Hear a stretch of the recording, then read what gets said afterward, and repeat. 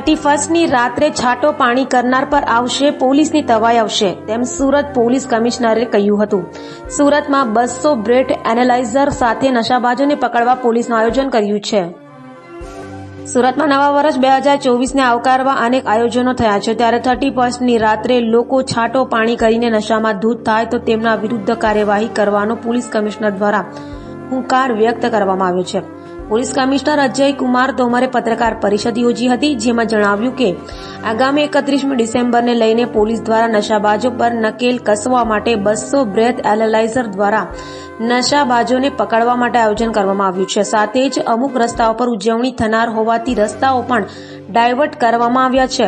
સુરતીઓની સલામતી માટે 4000 પોલીસ જવાનો, 4 SRP કંપની, 965 હોમગાર્ડના જવાનો અને 510 TRB જવાનો ખડે પગે સેવા આપશે.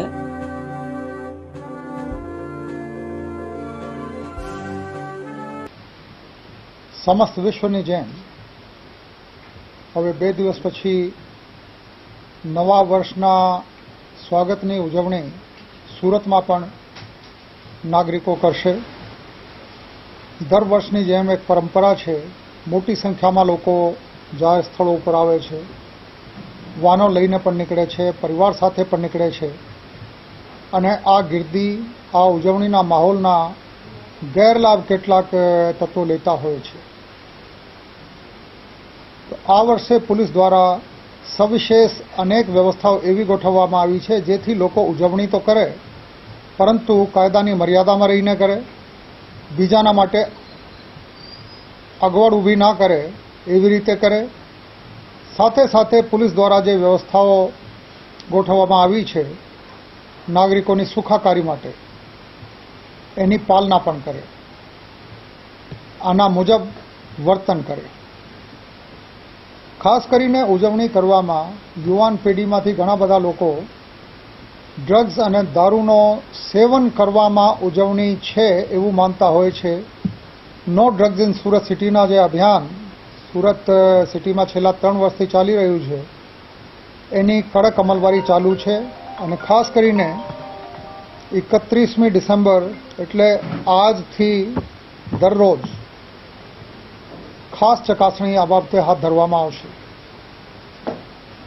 અમારી પાસે 200 કરતાં વધારે બ્રેથેલાઇઝર્સ છે, એટલે કોઈએ દારૂ પીધેલી છે કેમ એની ડિટેક્શન આ ઉપકરણની મદદથી થઈ શકે, એના પણ મહત્તમ ઉપયોગ કરવામાં આવશે. જેમ મેં વાત કરી કે જાહેર સ્થળો ઉપર જે લોકપ્રિય જગ્યાઓ છે,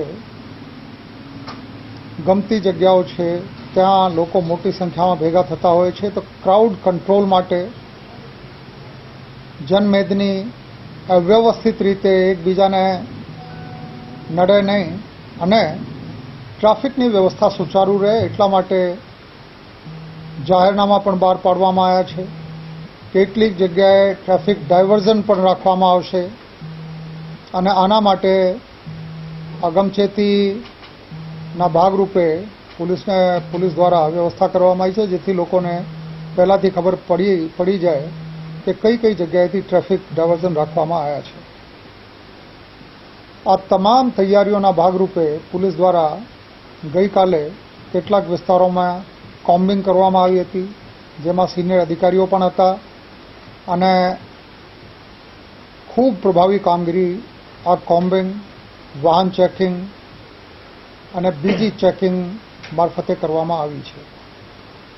ખાસ કરીને પ્રોહિબિશનના બુટલેગરો, પ્રોહિની પ્રવૃત્તિ સાથે સંકળાયેલ ઇસમોની ખાસ ચકાસણી અત્યારે ચાલુ છે અને છેલ્લા 6 દિવસમાં 700થી વધારે કેસો થયા છે, જેમાં પીધેલાના 381 કેસ છે અને બાકી કેસ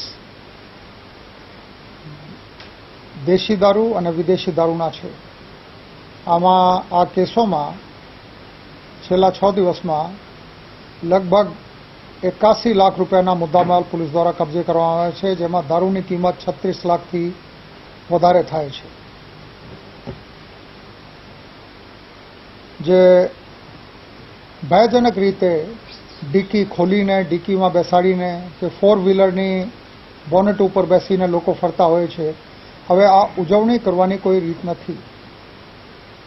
આ કાયદાની વિરુદ્ધની બાબત પણ છે અને કોઈના માટે પણ ભયજનક પણ છે અને બહુ ખરાબ આના લીધે દ્રશ્યો ઊભા થાય છે. પોલીસ 100% પ્રયાસ કરશે કે આ પ્રકારની તક કોઈને મળે નહીં અને આપના માધ્યમો થકી હું બધાને રિક્વેસ્ટ પણ કરું છું કે આ બાબતે શિસ્તની જાળવણી તમારા પોતાના ભલામાં છે.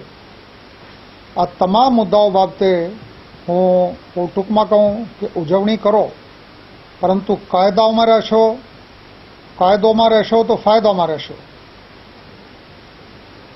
જે પોલીસ દ્વારા વ્યવસ્થા કરવામાં આવી છે આમાં જે PCR વાન છે મોટી સંખ્યામાં તૈનાત કરવામાં આવી છે. જેટલી ફ્લિકરિંગ લાઇટ સાથે મોટરસાઇકલો છે આ તમામ ઉપયોગમાં લેવામાં આવશે. પિકેટ મૂકવામાં આવશે એટલે ચકાસણીના પોઈન્ટ રહેશે પોલીસના. CCTV જે અમારા નેટવર્ક છે જેની ફીડ અમારા કંટ્રોલ રૂમમાં આવે છે ત્યાં અધિકારીઓ બેસશે અને કયા વિસ્તારમાં કેવી પરિસ્થિતિ છે એના ઉપર ચાંપતી નજર રાખશે.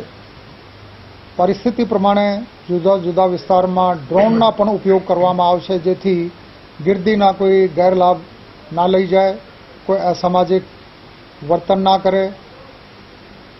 આની સાથે સાથે બહુ મહત્વપૂર્ણ એક બાબત છે કેમ કે બધા લોકો ઉજવણીમાં નીકળતા હોય છે તો આમાં મહિલાઓ અને દીકરીઓ પણ નીકળતી હોય છે. કોઈ ગેરવર્તન કોઈની સાથે ના થાય, કોઈ અનિચ્છનીય બનાવ ના બને. આના માટે બધાને હું વિનંતી કરું છું કે આ પ્રકારના ઓકેઝનમાં કોઈ અજાણ્યા માણસ સાથે હરવાનું ફરવાનું ટાળો.